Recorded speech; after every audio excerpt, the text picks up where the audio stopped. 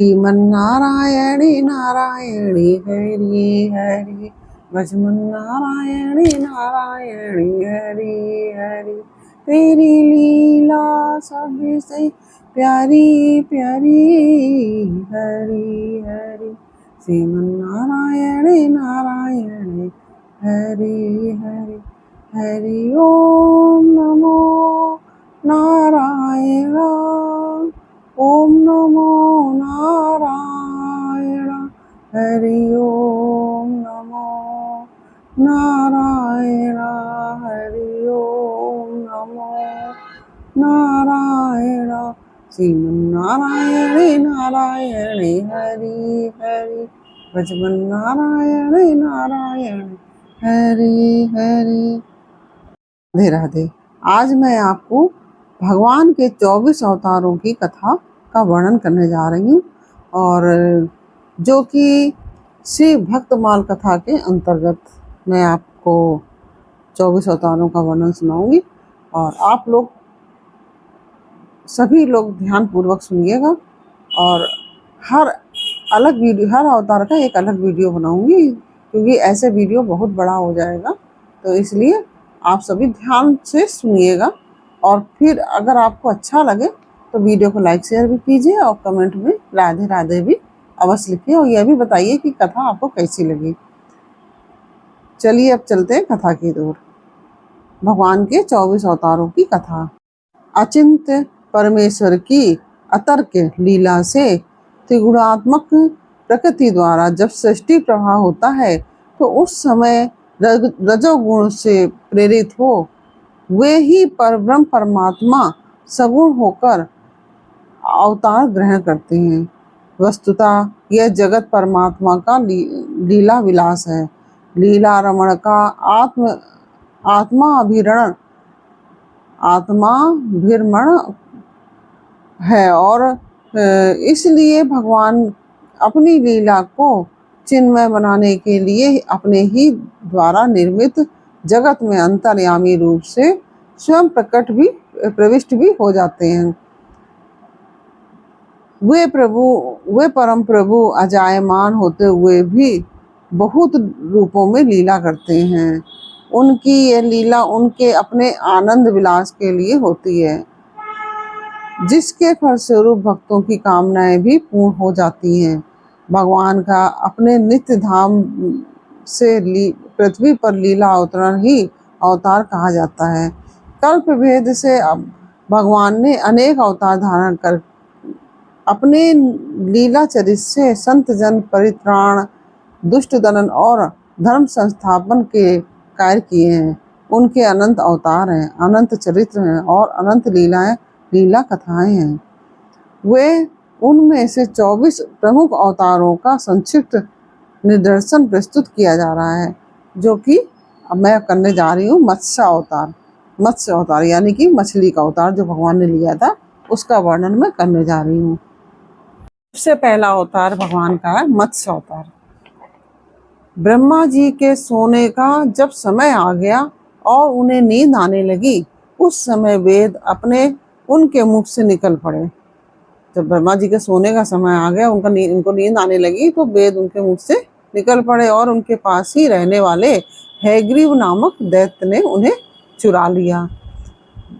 ब्रहा नामक नैमित्तिक प्रलय होने से सारे लोग समुद्र में डूब गए। सारा संसार, सारे लोग जो थे वो समुद्र में डूब गए। श्री हरि ने हैग्रीव की चेष्टा जान ली और वेदों का उद्धार करने के लिए मत्स्य अवतार ग्रहण किया। द्रविड़ देश के राजर्षि सत्यव्रत बड़े भगवत परायण थे। वे मलय पर्वत के एक शिखर पर केवल जल पीकर तपस्या कर रहे थे। वे ही वर्तमान महाकल्प में वैवस्वत मनु हुए, और एक दिन कृतमाला नदी में तर्पण करते समय उनकी अंजलि में एक छोटी सी मछली आ गई। उन्होंने उसे जल के साथ फिर नदी में छोड़ दिया। उसने बड़ी प्रार्थना की कि मुझे जल जंतु खा लेंगे, मेरी रक्षा कीजिए। राजा ने उसे जल पात्र में डाल दिया। वह इतनी बड़ी कि कमंडलू में स्थान न रहा। तब राजा ने उसे एक बड़े मटके में रख दिया। 2 घड़ी में वह 3 हाथ की हो गई। तब उसे एक बड़े सरोवर में रख दिया।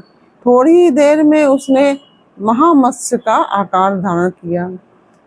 जिस किसी जलाशय में रखते हो उसी से वह थोड़ी देर में बड़ी हो जाती। और तब राजा ने उसे समुद्र में छोड़ दिया। उसने बड़ी करुणा से कहा, राजन, आप मुझको इसमें न छोड़ें, मेरी रक्षा करें। तब उन्होंने प्रश्न किया, मत्स्य रूप धारण करके मुझको मोहित करने वाले आप कौन हैं? आपने एक ही दिन में 400 कोस के विस्तार का सरोवर घेर लिया। आप अवश्य ही सर्वशक्तिमान सर्वांतर्यामी अविनाशी श्री हरि हैं। आपने यह रूप किस उद्देश्य से ग्रहण किया है? तब भगवान ने कहा कि आज से 7वें दिन तीनों लोग प्रलयकालीन समुद्र में डूब जाएंगे। तब मेरी प्रेरणा से एक बड़ी भारी नाव तुम्हारे पास आएगी और उस समय तुम समस्त प्राणियों के सूक्ष्म शरीरों को लेकर सप्त ऋषियों के समेत उस पर चढ़ जाना और समस्त औषधियों और बीजों को साथ में रख लेना। जब तक ब्रह्मा की रात्रि रहेगी तब तक मैं तुम्हारी नौका को और समस्त औषधियों और बीजों को साथ रख लेना। जब तक ब्रह्मा की रात्रि रहेगी तब तक मैं तुम्हारी नौका को लिए समुद्र में विहार करूंगा और तुम्हारे प्रश्नों का उत्तर दूंगा। यह कहकर मत्स्य भगवान अंतर्ध्यान हो गए। प्रलय काल में वैसा ही हुआ जैसा भगवान ने कहा था। मत्स्य भगवान प्रकट हुए और उनका शरीर सोने के समान दैदीप्यमान था और शरीर का विस्तार 4 लाख कोस का था। शरीर में एक बड़ा भारी सींग भी था। वह नाव वासुकी नाग की सींग में बांध दी गई। सत्यव्रत जी ने भगवान की स्तुति की। भगवान ने प्रसन्न होकर उन्हें अपने स्वरूप का संपूर्ण परम रहस्य और ब्रह्म तत्व का उपदेश किया है और जो मत्स्य पुराण में है। ब्रह्मा की नींद टूटने पर भगवान ने हयग्रीव को मारकर श्रुतियां ब्रह्मा जी को लौटा दी। श्रीमद् भागवत के अनुसार ऐसा है। और जैसा कि इसमें लिखा है, समुद्र का यह एक पुत्र शंख था। इसने देवताओं को परास्त करके उनको स्वर्ग से निकाल दिया। सब लोकपालों के अधिकार छीन लिए। देवता मेरुगिरी की कंदराओं में जा छिपे, शत्रु के अधीन न हुए। तब दैत्य ने सोचा कि देवता वेद मंत्रों के बल से प्रबल प्रतीत होते हैं, अतः मैं वेदों का अपहरण करूंगा। ऐसा निश्चय करके वह वेदों को हर लाया। ब्रह्मा जी कार्तिक की प्रबोधिनी एकादशी को भगवान की शरण में गए। भगवान ने आश्वासन दिया और मछली के समान रूप धारण करके आकाश से हुए विंध्य पर्वत निवासी कश्यप मुनि की अंजलि में गिरे। मुनि ने करुणावश उसे क्रमशः कमंडलू, कूप, सरिता आदि अनेक स्थानों में रखते हुए अंत में उसे समुद्र में डाल दिया। वहां भी वह बढ़कर विशालकाय हो गया।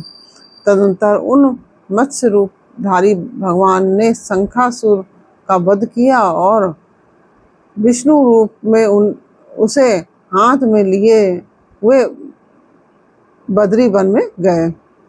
वहां संपूर्ण ऋषियों को बुलाकर आदेश दिया कि जल के भीतर बिखरे हुए वेदों की खोज करो और रहस्य सहित उनका पता लगाकर शीघ्र ही ले आओ। तब तेज और बल से संपन्न समस्त मुनियों ने यज्ञ और बीज सहित वेद मंत्रों का उद्धार किया। जिस वेद के जितने मंत्रों को जिस ऋषि ने उपलब्ध किया वही उतने भाग का तब से ऋषि माना जाने लगा। तब से उसी भाग का ऋषि माना जाने लगा। और ब्रह्मा समेत सब ऋषियों ने आकर प्राप्त किए हुए वेदों को भगवान को अर्पण कर दिया।